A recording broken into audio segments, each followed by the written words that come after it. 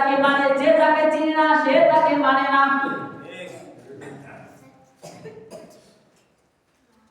যে ব্যক্তি তার নবীকে চিনেছিল দুনিয়াতে নবীর জন্য পাগল,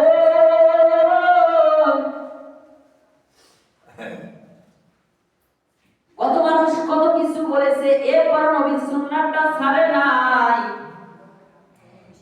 স্ত্রীকে খুশি করার জন্য, দলকে খুশি করার জন্য, নেতাকে খুশি করার জন্য, চাকরিকে বাঁচানোর জন্য যে পৌঁছে দেয় নাই, যে নবীর সুন্নাহটা রাখছে, দাঁড়িয়ে রাখছে, নবীর সুন্নাত অনুযায়ী আমল করছে, নবীর সব কথা বিশ্বাস করছে, নবী থেকে যে দুনিয়া থেকে, মোট কথা যে নবী থেকে দুনিয়া থেকে মানছে, ওই ব্যক্তি বলবে ইনি তো সেই নবী।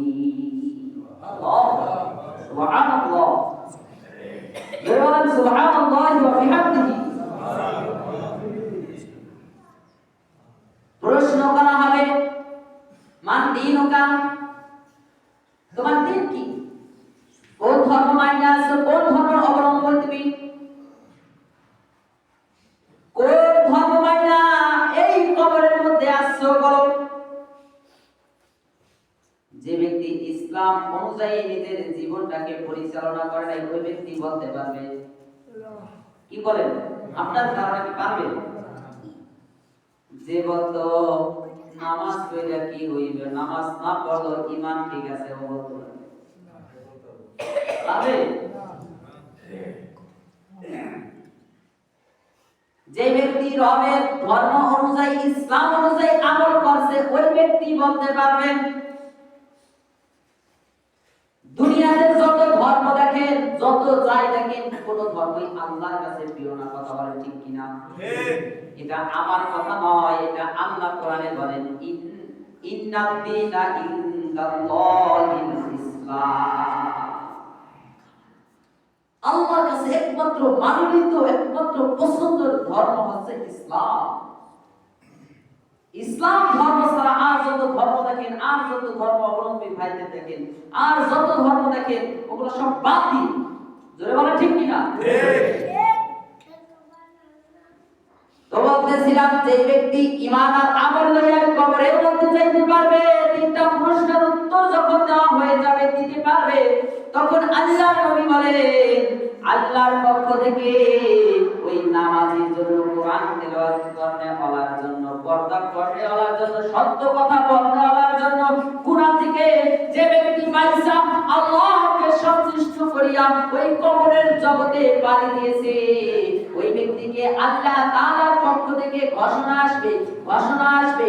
আল্লাহ নবী হাদিসের মধ্যে বলে, ফেরেশতাদেরকে বলবে, ফাফিল সুফিল জান্নাহ, সুবহানাল্লাহ, জান্নাতের বিছানা আনো, জান্নাতের বিছানা এই ব্যক্তির কবরের মধ্যে বিছাইয়া দাও। আল্লাহ অর্ডার দিবেন, এ ফেরেশতা, জান্নাত থেকে জান্নাতের পোশাক, জান্নাতের পোশাক আইনা এই ব্যক্তির গায়ের মধ্যে পরাইয়া দাও। তাহলে বুঝা গেল আল্লাহ নবীর হাদিস দ্বারা ঈমান আর আমল লইয়া যদি ওই কবরের মধ্যে যাইতে পারি, তাহলে আপনার আমার জন্য জান্নাত, জান্নাত শুরু হয়ে যাবে। ওই কবর থেকে জান্নাতও শুরু হবে, জাহান্নামও শুরু হবে। এখন আপনার আমার সিদ্ধান্ত, আপনার কবরে আপনি যাবেন, আমার কবরে আমি যাব। আপনার সিদ্ধান্ত, আপনার ইচ্ছা। আপনি 5 দিন দুনিয়াতে থাকবেন, এটারও কোনো গ্যারান্টি নাই। 1 দিন দুনিয়াতে বাঁচবেন, এটাও কোনো গ্যারান্টি নাই। 1 বছর আপনি বাঁচবেন, এটাও গ্যারান্টি নাই। 6 বছর বাঁচবেন, এরও কোনো গ্যারান্টি নাই। মসজিদ থেকে যাইতে পারবেন, এরও কোনো গ্যারান্টি নাই। এই অগ্যারান্টি ওয়ালা অস্থায়ী দুনিয়ার জীবনের জন্য আপনি কতই কিছু অর্জন করতেছেন, কত কিছু সঞ্চয় করতেছেন, কত ব্যাংক ব্যালেন্স করলেন, কত টাকা পয়সা করলেন, আর ওই কবরের জগতে, ওই আখিরাতের জগতে, যে জান্নাতের মধ্যে আপনি মৃত্যুর পর থেকে নিয়ে চিরকাল অনন্তকাল থাকবেন, ওই কবরের জন্য আপনি কি করেন? আপনার সিদ্ধান্ত। কথা বলে ঠিক কিনা?